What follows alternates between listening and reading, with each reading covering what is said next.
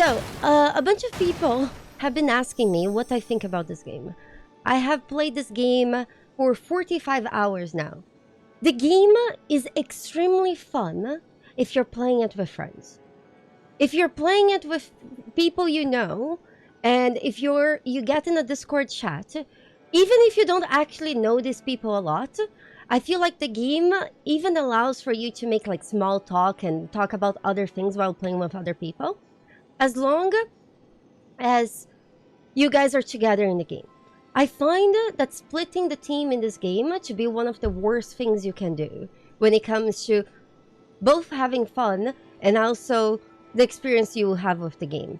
If you're playing as a group, always stick together because there's mechanics like reviving each other and things like that that you can only use when you're together. Also, whenever you kill a boss or anything or do an event, you get a reward. If you're split, you'll be getting different rewards and only one person is benefiting from those rewards. The other players, they will not be able to get those items. Especially because on day 1 and on day 2, the things that you can do in the map are limited.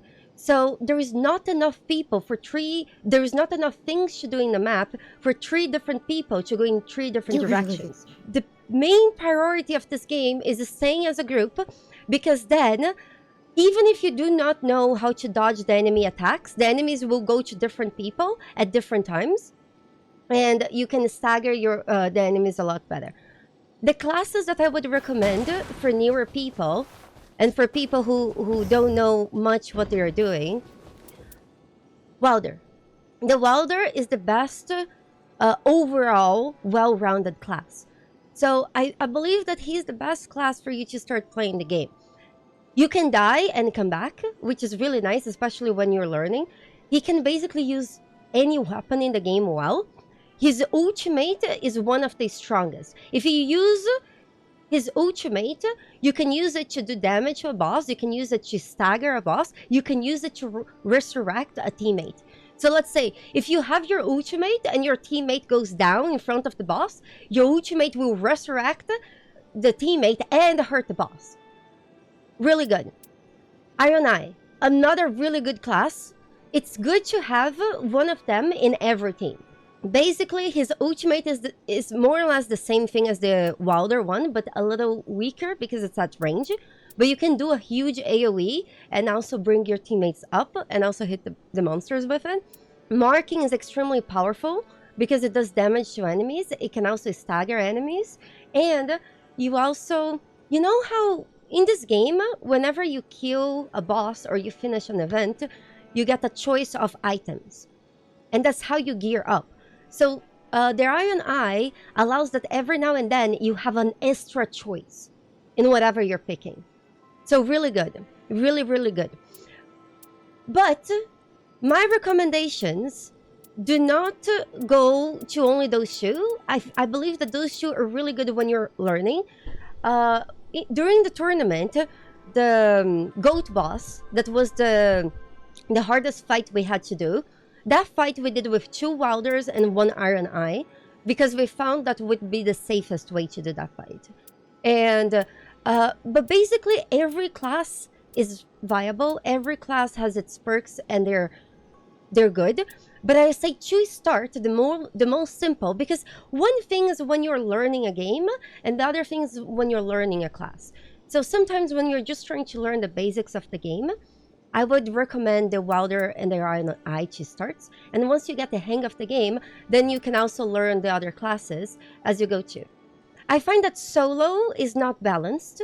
If you're planning on getting this game to play solo, it could be a me problem, but I would get bored. It didn't feel as engaging, especially after I played with other people. When you play with a good group, that you have a good synergy and you just do things, the game is just a lot more fun.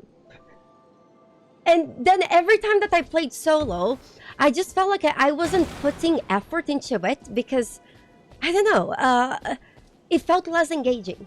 Right now, I don't think for the average player is going to be a fun experience to play solo. I think solo is not tuned right. Like the effort that you need to put in solo is a lot higher than it should be for it to be fun. I assume not everyone is trying to do a challenge run. There is a lot of challenge run players that are playing this game solo because it's challenging. That's why they will tell you that they're enjoying themselves, because they enjoy doing the challenge. But for the normal player, I feel like it would be just extremely frustrating. I did try to play a multiplayer match with randoms. It was awful. It was never because I thought that my teammates were bad. It was because the biggest thing about this game is sticking together. Sometimes, especially when you're playing a game for the first time, it's really easy to get distracted. So if you find a random group that those people can stay together, things will go well. But if you find a random group where people do not stay together, it's gonna go poorly. The biggest thing about this game is that it was made with the expectation that Souls players have friends. And let's face it, a lot of us don't. Can I be honest with you guys? I honestly think when I actually got a group, and when I finally got the hang of things in this game, this was probably the most enjoyable FromSoft experience I had in a while. Because it still felt like a From Software game, but it felt like a refreshing twist at it. It felt like a nice change of pace. Something that was new, but familiar. In a good way. There is a lot of things that I wish that the game could improve. Like, I believe that the game could be more random. Because once you get like the lineup of the maps and everything, it feels like sometimes you're going the same route. This is one of the games that I think that would greatly benefit from being a live service game. If they could bring an update to this game every few months, it would be ideal. It was quite engaging.